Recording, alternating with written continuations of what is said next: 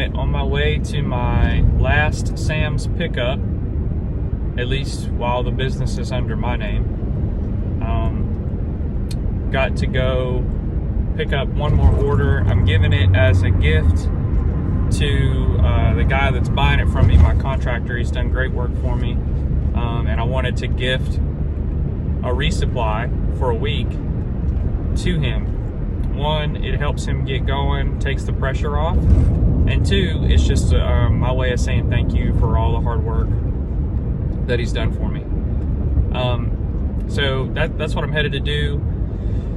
I've also got to look over my document that I created for the business turnover. Basically what I did was I created almost like a frequently asked questions document for the business, so that he has all the information that I learned over the last 7 months ready to go, so he doesn't miss a beat. Where to order drinks, where to order snacks, when taxes are due, how to pay taxes, a spreadsheet formula that I created to just plug in your income from each county that spits out the very specific sales that you need to enter on the Department of Revenue site. Makes it really easy. Basically what I do is I go in and I put one number, my total revenue for the month, and it breaks it out across the counties into the different tax brackets, because they're different. Some are 2%, some are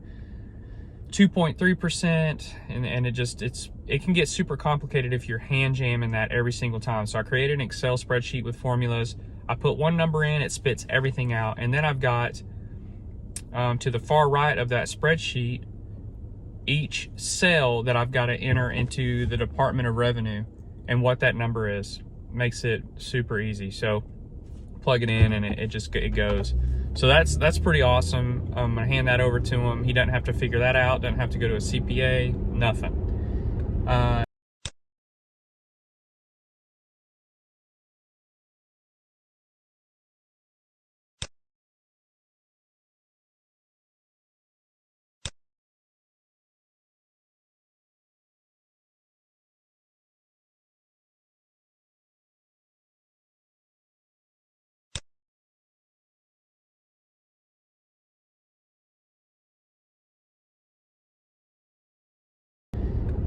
And then I have to go pick up money bags for the next to last time. So the business is being sold on Tuesday, and today is Saturday. So I got to pick up the bags for Thursday, Friday, and then I have to pick up the bag one last time for Monday, and that'll be my money.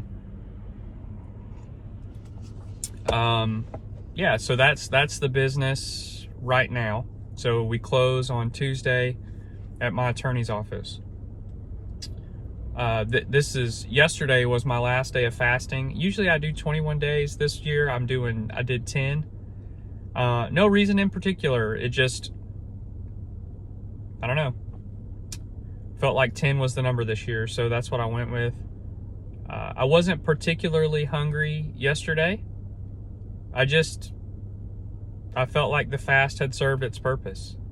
I felt like doing it longer would have just been to do it.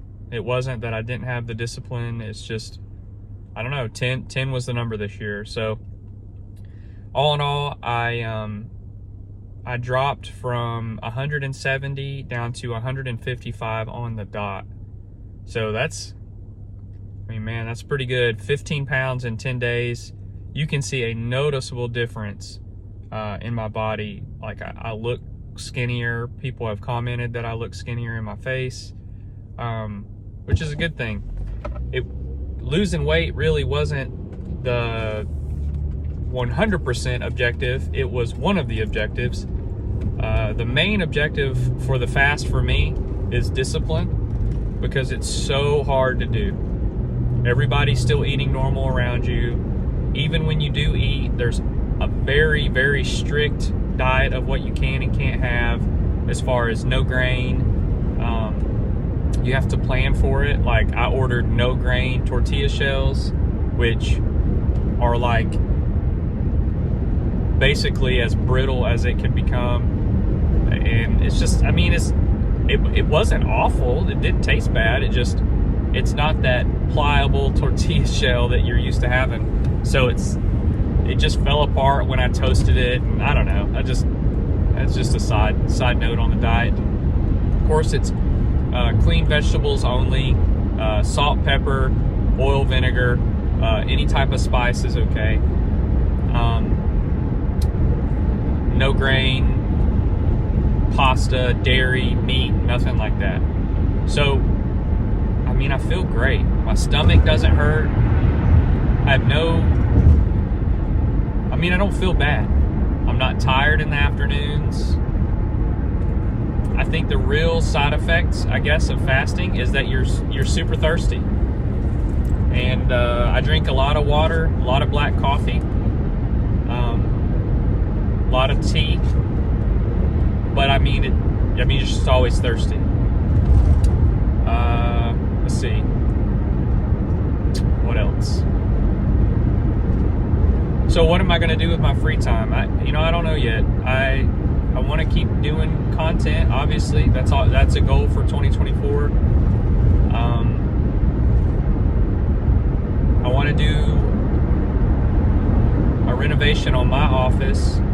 I really want to add a library. I really want to add a fireplace to it. I want it to be like sanctuary's kind of cliche to say, but I want it to be very comfortable and unique and different and just cool. I just want it to be a cool space. Also, I'm going to dive into paying off debt. My business deal is a seller finance. So basically, we set an amount for the deal and an interest rate over the life of the deal. And I'm just going to take all that money and I'm going to put it towards the loan that I took out to even to buy the business myself.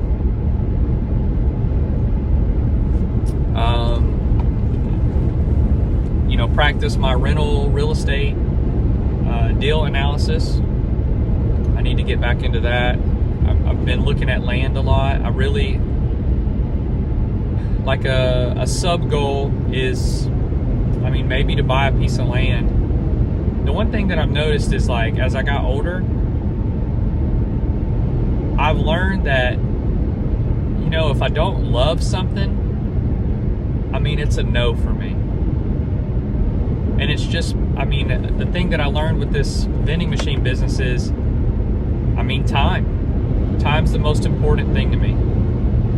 Looking at one of the main reasons I'm getting rid of the vending machine business is just it sucked up my time. It took a lot of time away that I didn't feel I was adequately, compensated for. It just didn't feel like I was being paid what I needed to get paid for the time that I was given. So, I think, I'm not sure who said, maybe Tim Ferriss, he said, if it's not like a resounding yes when something is proposed or he thinks about something, it's a no. There's a lot of value to that. And I think with, looking for the piece of land, I used to think that I wanted a piece of land in the mountains. I still think that would be awesome. But I think now I want the land to be closer so that we can actually enjoy it. I feel like it would be a waste to spend that money on a piece of land and not be able to go there often. And in the mountains, we wouldn't be able to go there often. The mountains are 4 hours away pretty much. And around here, there's good land. It's just super expensive. I live in the Raleigh-Durham area, and it's always on the list of fastest growing areas. Real estate rarely takes a hit here. Like when you get all the downturns in real estate, the Raleigh-Durham area either stays flat or continues to grow. So what you have is a lot of path of growth moving out away from Raleigh because it's so expensive to live that way. And there's no land that's attainable by a regular person. So you just get into this situation where all around the neighboring counties, it's just seeing this increase in price and lack of resources, meaning the land is not as available. I'll give you an example. Just where I live, my personal house is in an extremely competitive sports school district and one of the higher ranked academic districts. And that was one of the main reasons we moved there. But that really drives that price up on a house. So there's a piece of land, and I can't remember how many acres it is. It's big. It's either, I don't want to say this wrong, it might be over 100 acres. But it's like 2.3, 2.6 million, and it's 10 minutes from my house. That's crazy. Because on land, since the bank looks at it as risky because it's hard to get your value back, I guess, because there's nothing on there that's tangible that they could secure the loan with, which is crazy to me because how often has land depreciated outside of like a natural disaster? And even then, I would argue that it probably still doesn't depreciate. But they just don't value it the same, and they even don't loan on it the same. So there's specific banks you go to for land loans, and you not always, typically you have to put 25% down. 25% down of anything is a lot of cash, and that's just to get the property and the deed and to say it's yours. That's not to drill a well, that's not to run electricity, that's not to build a house. I mean, we're talking about hundreds of thousands of dollars to make it habitable, for a regular, what you would call residence.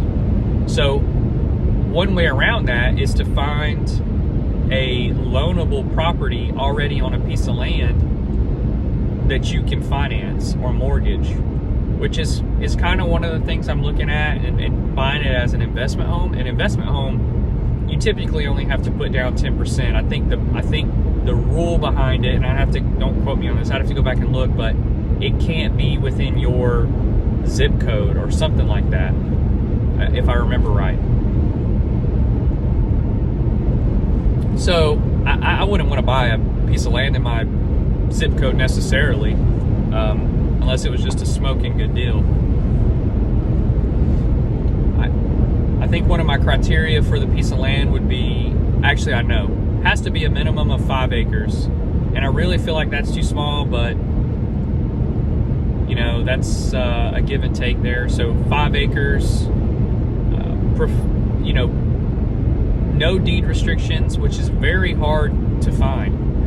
Even when you buy a piece of land, sometimes written into the deed are rules that you have to follow, even after it's yours and you buy it. Like, for instance, they could say no manufactured homes, no homes under 1,000 square feet, and it's written into the deed. And even after you buy it, you have to abide by those rules.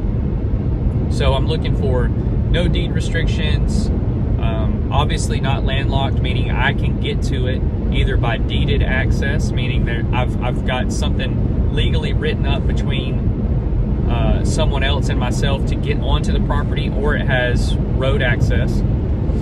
Has to be able to have the option to be built on, meaning it's perkable, which for us means you can either put a septic tank on it, and the ground is suitable to build on. You have sewer access, electricity access, water access.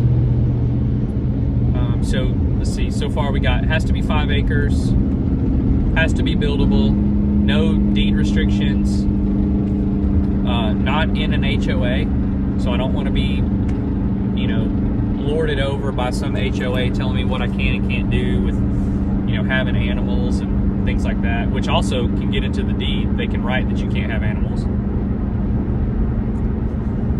So that's the main things.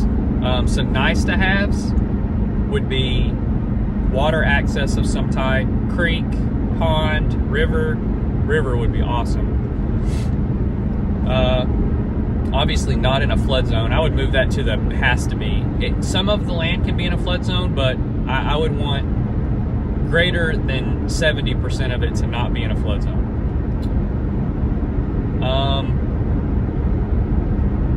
Yeah, so I mean that's a sub goal of this year. I don't know if that'll happen or not. Really, the main goal is to pay down debt, and that doesn't. Those two don't line up together. So, you know, I'm going to keep my eye out. I'm going to look. I'm going to stay fresh by looking through the market and knowing what's out, and being aware of prices, being aware of interest rates. That way, you know, maybe in 2025 or in 2024, if something crazy good comes along, I'm smart on it and I know what's the difference between a good deal and a bad deal. Yeah, so that's it. Just gonna go pick up Sam's order here that I ordered yesterday and head over to the storage unit. All right, so there's the last order. I can't really see too great, but I mean, essentially that's a week's supply. I gotta go by Walmart and grab some Jarritos and some coconut pineapple milk.